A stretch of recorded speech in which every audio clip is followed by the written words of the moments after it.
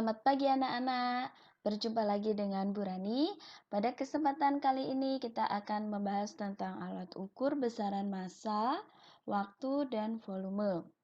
Baik, langsung saja kita mulai. Alat ukur besaran massa. Alat ukur besaran massa disebut dengan neraca. Macam-macam neraca. Pertama, neraca Ohaus.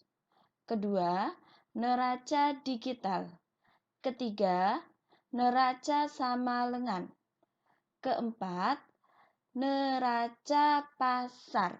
Keempat macam neraca ini berfungsi untuk mengukur massa suatu benda. Langsung saja kita belajar tentang neraca Ohaus. Neraca Ohaus memiliki 3 lengan atau 4 lengan. Neraca Ohaus memiliki satuan gram. Neraca Ohaus ini biasa kalian temukan di laboratorium. Nah, adapun bagian-bagian dari neraca Ohaus. Bagian bulat ini berfungsi sebagai tempat meletakkan objek ukur. Lengan yang pertama menunjukkan angka satuan. Lengan yang kedua menunjukkan angka puluhan. Dan lengan yang ketiga menunjukkan angka ratusan. Bagaimanakah cara membaca neraca Ohaus? Cara membaca neraca Ohaus dengan memperhatikan posisi lengannya. Hasil pengukurannya sama dengan lengan pertama ditambah lengan kedua ditambah lengan ketiga. Contoh, saya mempunyai alat ukur neraca Ohaus. Neraca Ohaus ini saya gunakan untuk mengukur massa sebuah apel. Nah, ketika apel ini saya letakkan pada tempat objek, ternyata pada lengan menunjukkan posisi seperti pada gambar. Pertanyaannya adalah, berapakah massa buah apel tersebut? Baik anak-anak, bagaimanakah cara mencari hasil pengukurannya? Nah, tadi Bu Rani sudah menyebutkan bahwa untuk mencari hasil pengukuran dari massa adalah dengan menjumlahkan ketiga lengan tersebut. Ya, saya tuliskan di sini lengan 1 ditambah lengan 2 ditambah lengan 3. Kalian perhatikan posisi tanda panah pada masing-masing lengan. Kita perhatikan terlebih dahulu lengan yang pertama. Lengan pertama menunjukkan satuan. Nah, jika kita perhatikan, anak panah menunjukkan angka 8. Nah, ini artinya lengan pertama menunjukkan nilai 8 gram. Ditambah lengan kedua. Kita perhatikan anak panah pada lengan kedua menunjukkan angka 40. Ini artinya nilai pada lengan 2 sebesar 40 gram. Dan yang terakhir, kita perhatikan lengan yang ketiga. Nah, perhatikan pula anak panahnya menunjukkan angka 300. Nah, ini artinya nilai pada lengan ketiga adalah 300 gram. Nah, untuk mengetahui massa buah apel ini, kita jumlahkan nilai dari masing-masing lengan. 8 gram ditambah 40 ditambah 300 gram, hasilnya adalah 348 gram. Nah, jadi dapat kita simpulkan bahwa massa buah apel tersebut sebesar 348 gram. Bagaimana anak-anak? Cukup mudah ya? Lanjut saja, kita masuk alat ukur besaran waktu. Alat ukur besaran waktu disebut dengan stopwatch. Stopwatch terdapat dua jenis. Yang pertama ada stopwatch digital. Yang kedua, ada stopwatch analog. Nah, stopwatch ini tidak asing lagi bagi kalian. Kalian pasti pernah menjumpai guru olahraga kalian menggunakan alat stopwatch ini untuk mengukur berapakah besarnya waktu yang kalian perlukan untuk berlari mengelilingi lapangan.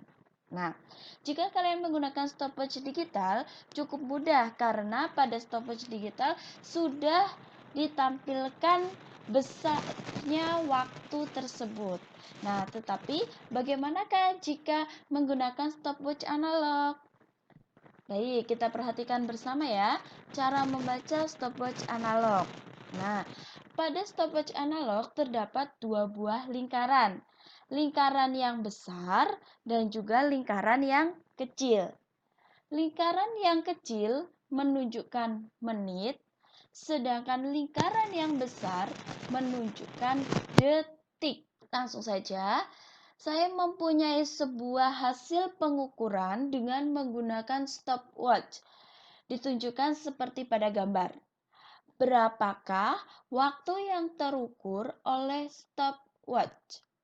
Oke, ingat ya, lingkaran yang kecil menunjukkan satuan menit, sedangkan lingkaran yang besar menunjukkan satuan detik. Nah, pada gambar lingkaran kecil, jarum panahnya menunjukkan angka 30. Ini artinya hasil pengukurannya adalah 30 menit. Dan pada lingkaran yang besar, jarum panahnya menunjukkan angka 9. Ini artinya hasil pengukuran tersebut 9 detik. Nah, jadi waktu yang terukur oleh stopwatch ini adalah sebesar 30 menit 9 detik. Nah, bagaimanakah jika diubah ke dalam satuan detik? Maka cukup mudah, 30 menit kita ubah ke dalam bentuk detik atau sekon. Kita tahu bahwa 1 menit sama dengan 60 detik atau 60 sekon.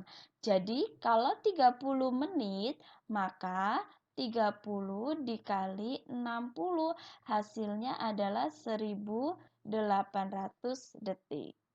Kemudian untuk satuan detiknya kita tuliskan di bawahnya ya. Nah, 9 detik. Nah, setelah itu kita jumlahkan. 0 ditambah 9, 9. 0-nya kita turunkan, 8-nya kita turunkan, 1-nya kita turunkan. Nah, jadi hasil pengukuran waktu dengan menggunakan stopwatch ini sebesar 1809 detik atau sama dengan 30 menit 9 detik. Bagaimana anak-anak? Cukup mudah ya? Baik, untuk alat ukur selanjutnya adalah alat ukur besaran volume. Pada alat ukur besaran volume, kita sesuaikan bentuk dari benda yang akan kita ukur. Benda yang akan diukur biasanya memiliki dua buah bentuk. Yang pertama, bentuk benda tersebut teratur. Yang kedua, bentuk benda tersebut tidak beraturan. Nah, jika benda yang akan kita ukur bentuknya teratur, maka kita bisa menggunakan rumus dari bentuk benda tersebut. Contoh, saya memiliki akuarium yang bentuknya balok. Nah, untuk mengukur volume akuarium ini, kita bisa menggunakan rumus dari volume balok, yaitu panjang dikali lebar dikali tinggi. Nah, bagaimana jika benda yang akan kita ukur bentuknya tidak teratur? Nah, jika benda yang akan kita ukur bentuknya tidak teratur, kita bisa menggunakan gelas ukur. Gelas ukur ini bentuknya seperti apa? Nah, kalian bisa lihat pada gambar. Nah, ini adalah bentuk dari gelas ukur. Contoh benda yang tidak beraturan adalah batu. Nah, ketika kita ingin mengukur volume batu ini, kita bisa menggunakan bantuan dari gelas ukur. Bagaimanakah pengukuran volume dengan menggunakan gelas ukur? Nah, langkah yang pertama, kalian siapkan terlebih dahulu gelas ukur. Kemudian, gelas ukur ini kalian isi dengan air. Nah, volume air yang pertama ini kita sebut dengan volume awal. Kemudian, kita masukkan batunya, nanti secara otomatis airnya akan naik. Nah, volume ini kita sebut dengan volume akhir. Lalu, hasil pengukurannya adalah volume akhir dikurangi volume awal. Contoh, saya mempunyai gelas ukur, saya isi dengan air sebesar 60 ml. Kemudian, saya masukkan sebuah batu sehingga airnya bertambah menjadi 80 ml. Pertanyaannya adalah, berapakah volume batu tersebut? Nah, kita tahu bahwa untuk mencari hasil pengukuran dengan menggunakan gelas ukur ini adalah volume akhir dikurangi volume awal. Jadi, untuk mencari volume batu, yaitu volume akhir dikurangi volume awal. Volume akhirnya sebesar 80 ml dikurangi volume awal sebesar 60 ml. Nah, kita cari hasilnya. 80 ml dikurangi 60 ml hasilnya adalah 20 ml. Jadi, dapat kita simpulkan volume batu tersebut sebesar 20 ml. Bagaimana anak-anak? Apakah sudah jelas? Jika ada yang masih belum paham, silakan kalian bisa bertanya melalui grup kelas kalian masing-masing. Cukup sekian dari saya. Terima kasih. Wassalamualaikum warahmatullahi wabarakatuh.